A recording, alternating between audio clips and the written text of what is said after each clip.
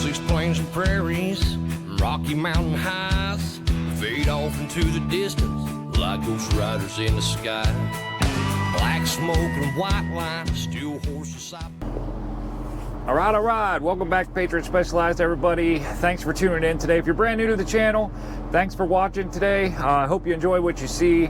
If you do, consider hit that like button, consider hitting that subscribe button, and also maybe hit that that bell so you get notified when I put new videos out. If you're a veteran to the channel, again, as always, man, thanks for coming back. I really appreciate it, and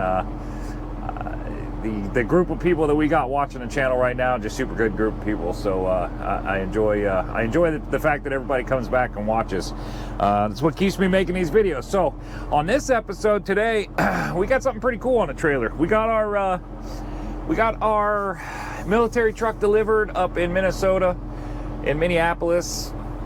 I didn't get any footage there. That's a defense contractor, and they work on weapon systems, so they're very, very specific about not filming on their property. So I didn't even ask them. Last time I was there, I asked them, and they said no. So I didn't even bother asking them this time. That took a few minutes. They had to slave that thing, and then they were being super careful about taking it off the trailer. I don't know. I guess maybe I could have just jumped up in there and drove it off, but they wouldn't let me do that. So it's kind of neat watching their process. They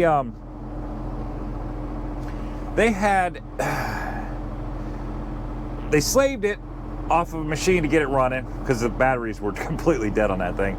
They slaved it off that, got it running, then they let the air build up just like we all have to, and then they were concerned about air pressures in the tires, so they brought an airline out and they were filling the air pressures. But the interesting part, the neat part about that place is, and I found this totally amazing on a truck that is almost no different than driving the truck I'm sitting in right now. A little bit different, views are different, hard to see out of, whatever. Not that hard to see out of, but they had three people, one driving it, one walking behind it, and one walking in front of it, and all three of them had headsets on and were talking to each other the whole time. And I thought, wow, that's a bit much for unloading this truck. I could see maybe when they did it with the tank, he was backing that tank off the trailer, and you're kind of sitting down in the tank. So I guess I could have seen it, and he's definitely not going to hear anybody. You're totally relying on hand signals if you didn't have those headsets. So I kind of understood with the tank, but that truck, I really didn't get it. But you know what? Whatever. That's their thing. And I wasn't really in any big hurry anyways. As you know, my reload wasn't until this morning. So I really wasn't in any big hurry. I got on site and I called in and let them know that I was there. And because all the doors are shut, and all the gates they have gates on the outside of their doors that are all locked up. Let them know I was there, and they right when I called in, they had a fire drill. A scheduled fire drill, so everybody came outside. It was kind of funny. It just reminded me of being in elementary school. I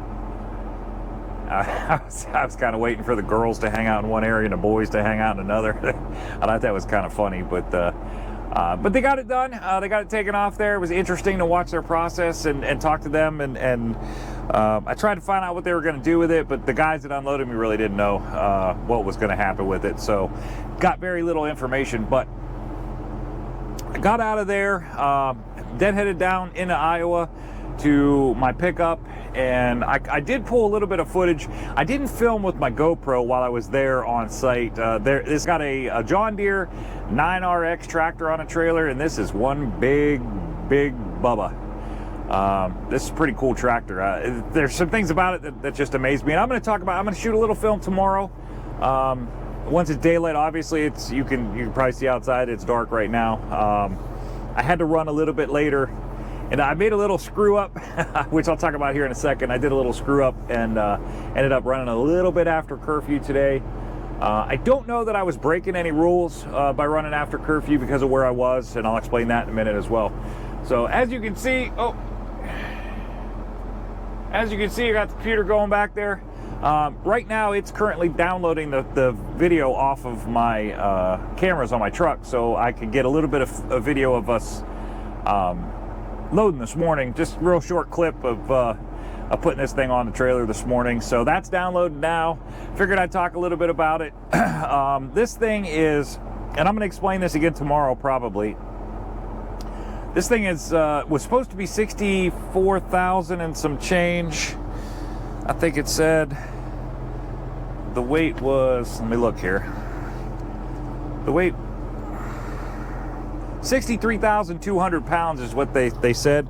And it surprises me that they were off, because I watched them, they have a scale there, and I watched them put it on the scale. So not necessarily this unit, but I watched them putting other units on the scale, so I'm assuming that they did the same thing with this one. So it was kind of surprising me that their weight was off a little bit, but they're off about 3,000 pounds. So I permitted accordingly to the 63.2, which, whatever. It's a little bit over what I permitted for, or a little bit under what I permitted for now, but that's a good thing. You don't, I'd rather have too much than not enough when it comes to axle weight. So that was something that was interesting about it. I'm surprised that they were off by 3,000 pounds, roughly. Maybe I'm off by 3,000 pounds. I don't know. I pulled onto a CAT certified scale, so shouldn't be off, but got permits on this thing. What I had to do on the permits on this one, because the dimensions, I just didn't buy it. The agent that I got the load from told me that the unit was 12 foot 6 inches wide and 12 foot 6 inches tall. That seemed odd to me. Just not really any specific reason. I've never hauled a 9RX before. I've hauled 9Rs, I've hauled 9s, but never an RX. And apparently what the difference is the 9R is the wheeled unit with just tires on it. The 9RT is the one track, single track, one big track, kind of like an excavator unit. And then there's the 9RX, which is the one I've got, which is got the dual triangle tracks on each side. So it's got 4 sets of little tracks. Well, they're big, but little compared to a 9RT. So that's the difference between these things. It was kind of neat. I was talking to them about what the difference was, what made it a 9RX. And I also asked them, there's a number that goes with it. This unit happens to be a 9RX 590. And I asked them, what was a 590 for? Like, what was the RX 590? I saw an RX A680. I said, what was it? What does the number stand for after it? And they told me, and this totally blew my mind, that this tractor that's on my trailer right now is 590 horsepower. 590 what are you doing in a field with a tractor that requires 590 horsepower? That's fantastic. Like, I don't know what they're doing, but I feel like it would be fun. Like, I want to be part of it. So that was interesting to find out. So if you see a John Deere tractor and it's got a 9R or an 8T or an 8R or something like that, but it's also followed by a number, that is the horsepower that unit has. So some of these things are producing some big horsepower. I mean, 590 horse is what my truck has. So, and I'm pulling the dang thing with it. So that was pretty interesting to me. What I did, I went ahead and had her go ahead and order the Iowa permit and the Illinois permit, because I really didn't think it was going to make a difference height-wise. I thought we were going to be close on width, but I didn't think it was going to make a difference on the height. So I went ahead and had our permit department order the Iowa and Illinois for the dimensions that I was given by the agent. So what we permitted there was 12.6 wide by 14 foot tall. Now I waited on the Indiana. For a reason. Indiana requires a escort at 12 foot 4 inches. So if I don't want to order an Indiana permit and require an escort for something that doesn't need an escort. So I definitely wanted to get there and make sure that that 12.6 was the correct dimension prior to going into Indiana and having to get myself an escort. So I did that, and I'm glad I did, because I definitely I was able to permit in Indiana less than 12 foot 4, so I didn't have to get an escort for Indiana. Also, something that proved to be very beneficial to me is they were way off on their height. I ended up I measured this thing when I lock back into my trailer. After I put a load on, I lock back in the trailer and then I hook back up to it. It kind of pushes back on that trailer when I'm locking into it and kind of lifts up on the trailer a little bit. And I measured this thing, I think you've heard me talk about that in other videos, and I measured this thing prior to releasing my trailer brakes, which sets that trailer back down. It takes that pressure off. I'm creating a little bit of pressure between the axles, which lifts up, and it takes that pressure off, which allows the trailer to drop down a little bit. And I measured this load prior to releasing my brakes and taking that pressure off of it, and I measured it at 13.7. So when I released those brakes, drop that thing down, we actually dropped down below legal amount. So that was a big one. Your routing, as you know, width isn't so bad. In construction season, it's kind of rough on your width. You know, you want to be careful about making sure you get the correct, don't overdo your permits for width when there's a lot of construction going on, because that can change your routing really bad. But height will change your routing fast, and it will make some of your routes just absolutely brutal. You saw it on the video a few videos ago, couple weeks ago, when I hauled that 15.9 tall wide, or 9 tall wide, 9 tall load. That was 852 miles, and it ended up being 1,115 because of the height on that thing. So height can change your routing a lot, was my point in this, and this was great because it got me under the legal height, which allowed me to get on the Indiana toll road, allowed me to get on 80. Now, Ohio's not going to let me on because of my weight. They won't let me on because of the width either, but they definitely won't let me on because of the weight. So it does me no good in Ohio. However, coming across the normal high route is Route 20, coming across the top of Indiana. And if you've ever been across 20, it's just a lot of small towns, red lights, 20 mile an hour to 55 mile an hour. There's no steady speed through there. It's a very time-consuming route.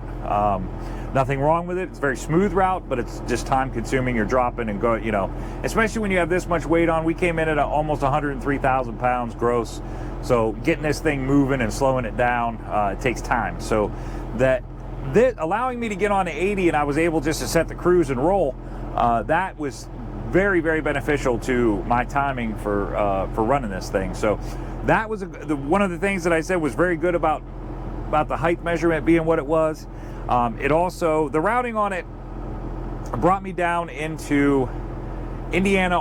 I was able to run a toll road over here to 69. That's where I'm currently at, in Fremont, Indiana, right outside of Angola, right off at Route 69. I ended up getting off the turnpike, Route 80, and going north for one exit to get to this Petro that I'm at right now.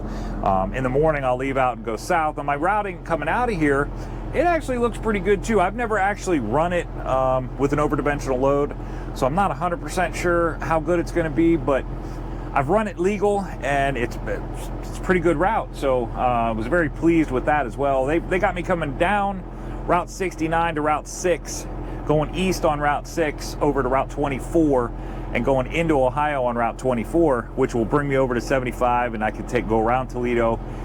Again, they won't let me on the turnpike in Toledo, so I'm going to take 23 down to 250 down to 224, and 224 in the Lodi, which will put me on to 76. So, and that'll get me over to my side of the world over there in Ohio, on the eastern part of Ohio, to go home for the weekend. So that now, that's my routing on this thing.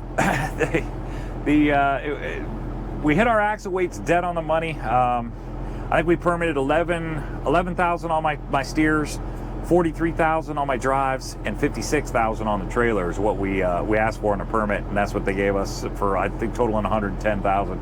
And what we ended up being was 10,300 on my steers. My steers are always very light. I talked about that in one episode because my fifth wheel's set so far back, it puts pressure on the back of the truck and kind of lifts up on the front. So my front end is always kind of light. I was 10,300 and some change on my steer tires. I ended up 41,160 on my drives, and I ended up 51,460 on the trailer. So we hit it pretty much dead on the nose when we asked for our permits, and that's it. So it's So far, it's been a pretty smooth run. I got loaded this morning. I made great mileage today. I'm right not too far from Ohio and in Indiana. I should be in Ohio pretty fast tomorrow. So looking like a good run so far. This load delivers in Baltimore. It's going to the port. I don't know who the end user is. I don't know where it's going. It's going somewhere overseas. So I had to wait a little bit this morning to get loaded. I got there pretty early, right when they opened. A second batch of trucks to go down, and I ended up having to wait a little bit because this is the only one going overseas, so they had to pull it inside, wash it off real quick, and then they spray it with it's almost like an oil. It protects it from the salt water while it's going overseas on a ship, so keeps it from having any sort of effect from the salt water. So they had to pull it in, wash it off, and then spray it with that oil, and that took a little bit of time before they brought it out and loaded it on me. So like I said, going to the port of Baltimore. The tricky part about this one is because of what I got coming up next week. I booked a military tank, I believe. Now, I don't know what kind of tank it is, but I booked a military tank out of York, Pennsylvania, going to Fort Hood, Texas, that I'm going to be picking up. And originally I said I'd pick it up Tuesday morning. They want that thing picked up Monday. I don't know why. They're making this big deal about it being picked up on Monday. So what I'm going to end up having to do on this one is leave on Sunday, which I don't normally do, but there's enough money on that tank load that they got my attention enough to get me to leave on Sunday. So I'm going to roll out on Sunday, get down to Baltimore, deliver first thing in the morning, and then York is only about an hour away from Baltimore. So as soon as I get empty, I can bounce up there. I'll get that tank on and start heading toward Texas, which would be good. I'll put some miles on it Monday. That'll allow me to probably deliver it on Wednesday down in Fort Hood. Pretty good chance to be able to just reload right en route on the way back on Wednesday, and then still make it home pretty easily on Friday. So that being said, I hope you enjoy what you're about to see. You saw while I was talking here, I put up a video on the loading process and them guys loading it up on the trailer. But tomorrow morning, once it gets daylight, or tomorrow sometime once it's daylight, I'll grab the camera and jump out, and I'll walk around and show you what I did for securement. And this one has a lot of components to it that are interesting. The width on it, the way the tracks are set up, this is a wide track setup, so this thing is barely on my trailer. Most of the track is on the outrigger or hanging over the outrigger, so it's pretty interesting. I will show you that tomorrow morning and talk to you all tomorrow. All right. It's Friday. Stop for the day. I'm getting ready to go home. Dropping my trailer here at the truck stop. We're gonna cover the load real quick with you. Show you what we got here. This is actually kind of a cool angle.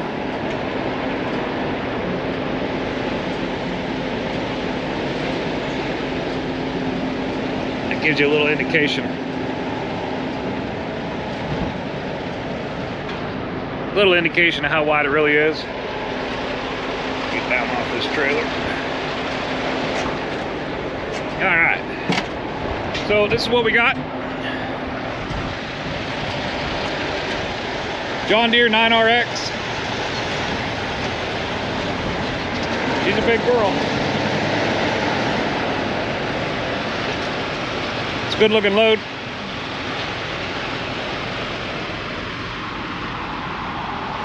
Whew. It's been a long week. Backed in here a little tight next to this one. So I'll show you what I did for securement. This thing clearly needed the outriggers. Big time needed the outriggers. You can see that track is only maybe an inch on the inside of my trailer plus the frame on the outside, so that's all that's maybe 3 inches there, 4 inches tops is the track that's on the trailer. The rest of it's on the outriggers, and outrigger boards are hanging over. So that's a lot of weight on them outriggers, but they're handling it pretty good. I'm glad for them brand new boards. Here's what I did for securement. John Deere likes to stick these real nice points in, tie down points, so I used that one. Brought it up here, hooked to the edge of the trailer. Did the same thing on the other side, get half credit for both of those chains. They also put in these these things right here, these cutouts that you can use as tie downs, but they won't fit a 3/8. They're too thick for a 3/8 hook, so you need a 1/2 inch hook on that one. So another reason to get 1/2 inch. But got our flags on the outside of load, obviously. Then we got 2 more chains right here in the middle. I ran these chains all the way across. Started over here, ran them through that eyelet and all the way to the other side. Did both of those that way we get full credit for those chains. Flag on this side. And here's the back. I did that the same way. Hooked on this side, went through the hitch with 2 chains all the way to the other side, so we get full credit for all of those. So basically we got full credit for 5 chains here. Unit weighs 60,000. Why does when you got a camera out, everybody wants to drive right next to you? The load weighs 60,200 pounds. So we need 30,100 pounds of securement. I got essentially 5 chains here. I get credit for all 5 chains. The 2 in the middle, 2 up front, and these 2 out back is counted as 1. So we got credit for 5 chains. Obviously 5 times 6,500, we're way over that 30,000 pound limit. So one more look and then I'm gonna get out of here. Good looking load. This one's going to Baltimore. It's all sprayed down and ready to go overseas. Gonna end up leaving on Monday with this one, or Sunday with this one, deliver it Monday morning. Then we gotta go pick up that military tank in York, PA, so that'll be a good load too. Talk to you guys next week.